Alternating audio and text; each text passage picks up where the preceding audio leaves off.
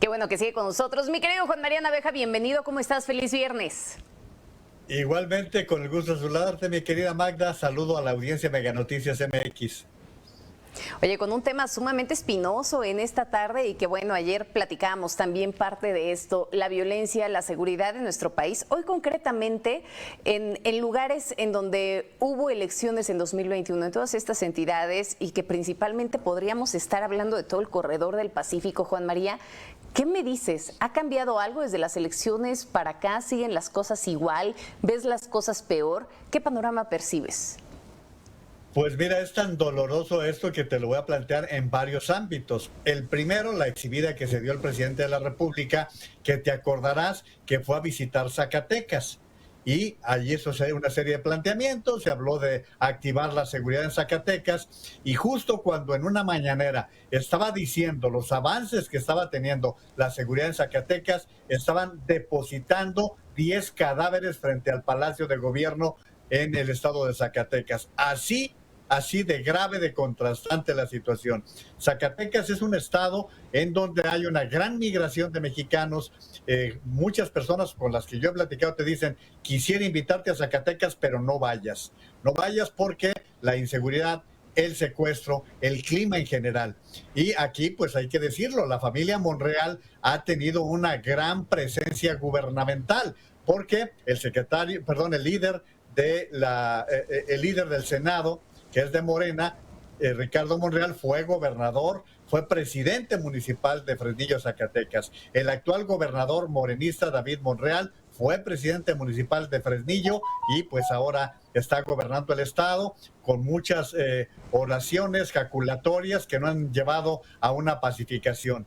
Y su hermano Saúl está en su segunda administración al frente de Fresnillo, Zacatecas, y está pidiendo el apoyo de la federación y del gobierno del estado. Así de grave es lo que ha pasado. Lo decía el gobernador, que en los últimos 40 años es la herencia maldita, pues se llevó entre las espuelas a su hermano Ricardo, quien gobernó en ese tiempo. Zacatecas ha sido gobernado por el PRD con Ricardo Monreal, por el PRI con varios gobernadores, fue su bastión durante muchos años, y por Morena en este tiempo. O sea, estamos hablando de un estado que ya pasó por todos. Inclusive el PAN llegó a gobernar la capital, nunca ha tenido la gubernatura, pero llegó a tener una gran presencia en el estado de Zacatecas. Mi querida Magda, si quieres le entramos a Michoacán, pero tú tienes algo que decir de Zacatecas. Pero ¿sabes qué? Mucho que decir, de hecho, porque si no mal recuerdo, también estuvieron cambiando a los coordinadores de la Guardia Nacional en distintas entidades. Estamos hablando, sí, si bien es cierto, de Zacatecas, de Michoacán, de Quintana Roo, de Nayarit. Esto que apenas lo acaba de informar Luis Rodríguez Bucio, ¿no? Pero adicionalmente, ¿cuántos secretarios de seguridad no lleva ya Zacatecas? Desde de esos 40 años, pues lleva una cantidad bárbara. Y han pasado... Pero ahora, recientemente... Recientemente, por eso te decía que estuvo el presidente de la República sugiriendo militares para encargarse de la Secretaría de Seguridad, y pues al parecer los remedios no son suficientes para un estado de ese tamaño. Y luego nos vamos a Michoacán, mi querida Magda, en donde comenzó la guerra contra el crimen de Felipe Calderón. Hay que tener la memoria fresca. El gobernador en ese tiempo era Lázaro Cárdenas Battel, quien ahora de repente hace declaraciones de que él no pidió la presencia del ejército, pidió la ayuda de la federación, de eso no hay la menor duda. Y el presidente Calderón, michoacano al fin, pues allí comenzó un operativo de la Secretaría de la Defensa Nacional.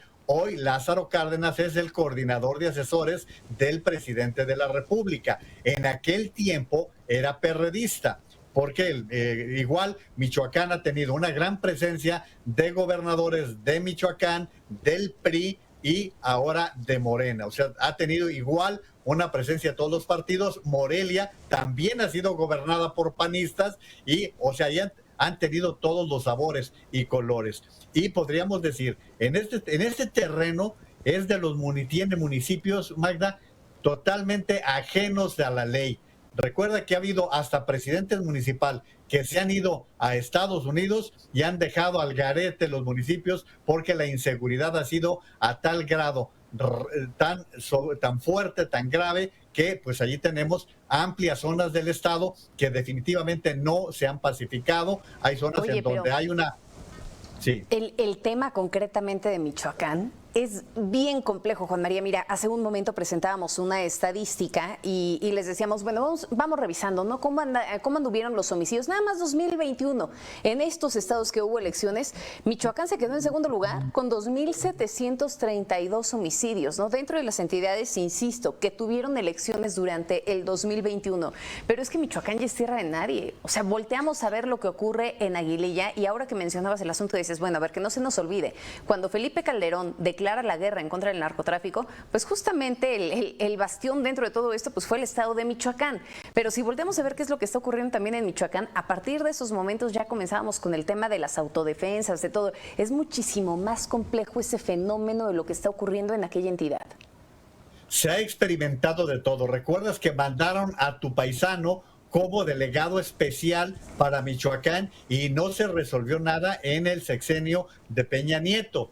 Eso sucedió en ese, o sea, cada gobierno, con Calderón, con Peña Nieto, ahora con López Obrador, se ha experimentado de todo, inclusive el ignorar al gobernador en turno, Silvano Aureoles, quien pasó una semana pidiendo cita con el presidente de la República.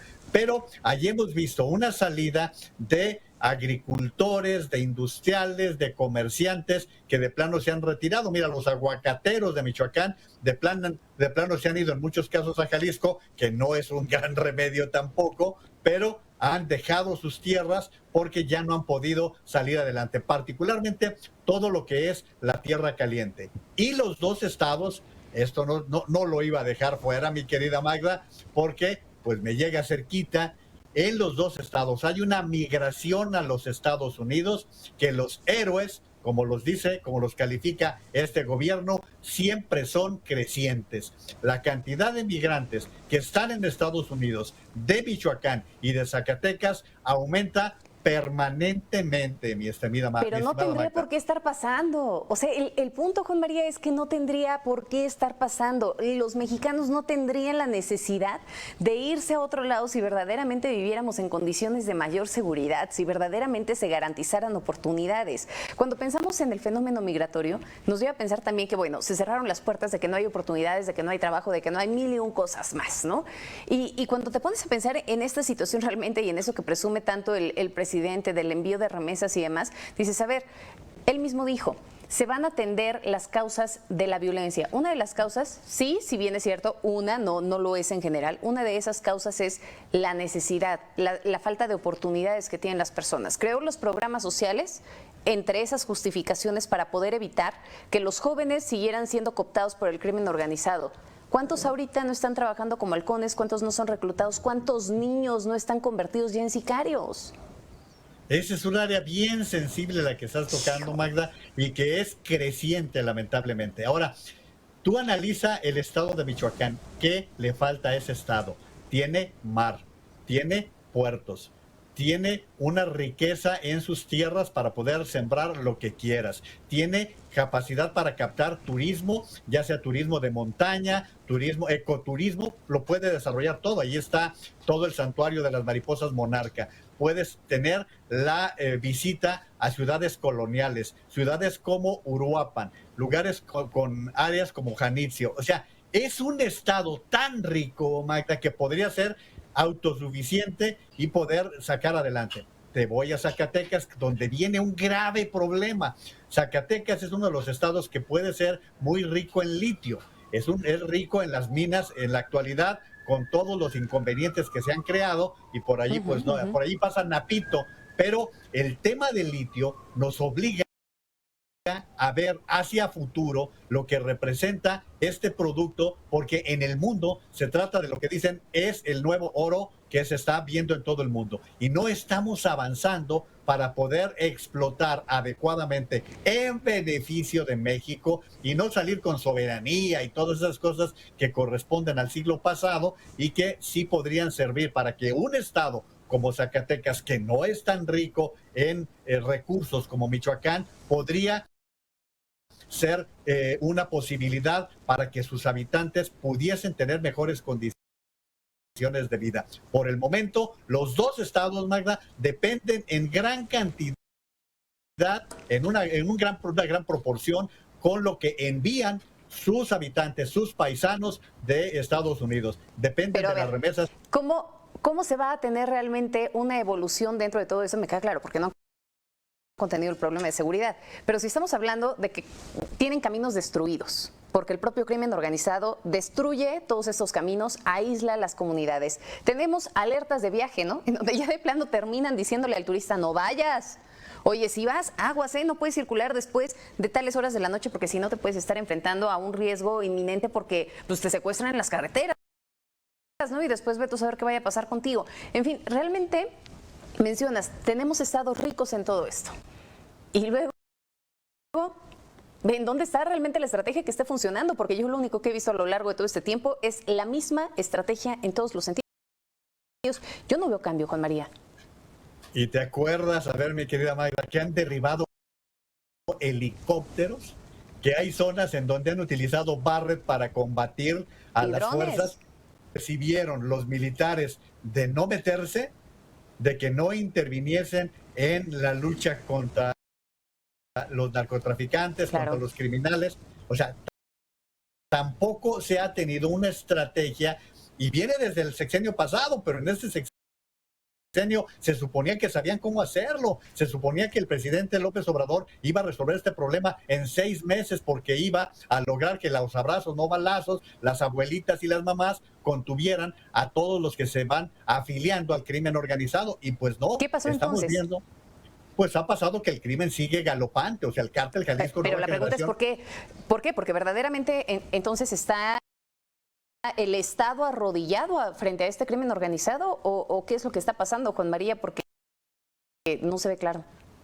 Mira, en la retórica nos dicen es más fuerte el Estado. En los hechos van ganando y por goliza.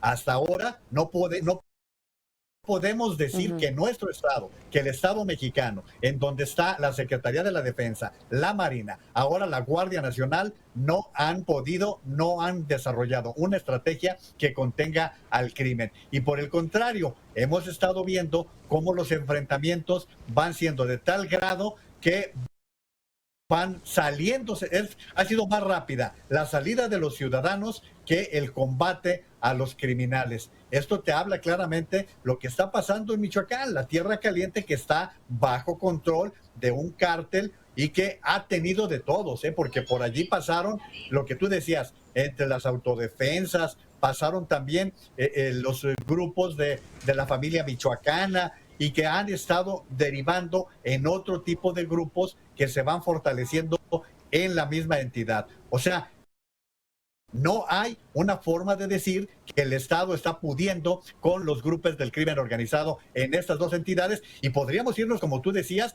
a Quintana Roo, lo que está pasando en áreas muy importantes del estado de Jalisco y en Guanajuato, que es lo que estamos viendo. O sea, hay áreas que, como decía el ex embajador de los Estados Unidos en México, hay un 35%, por lo menos, del territorio de México en manos del crimen organizado. Oye, Juan María, ¿pero no te parece que adicionalmente, si el crimen organizado se ha fortalecido tanto, es porque ha logrado ganar una importante base social? Que me parece que esa es la otra cara de la moneda. Hablábamos hace un momento, a ver, dentro de toda esta política de seguridad y de toda esta estrategia, pues está también el asunto de decir, bueno, pues se requiere poder reorientar los programas sociales, diseñar programas sociales, en fin, para que puedan atacar las causas de fondo de la violencia. Sin embargo, pues nos topamos con esta realidad. En fin, perdimos a nuestro querido Juan María Naveja. Muchísimas gracias, Juan María. Te mandamos un abrazo enorme, te vemos el lunes, pero nosotros hacemos una pausa y regresamos para la entrevista del día.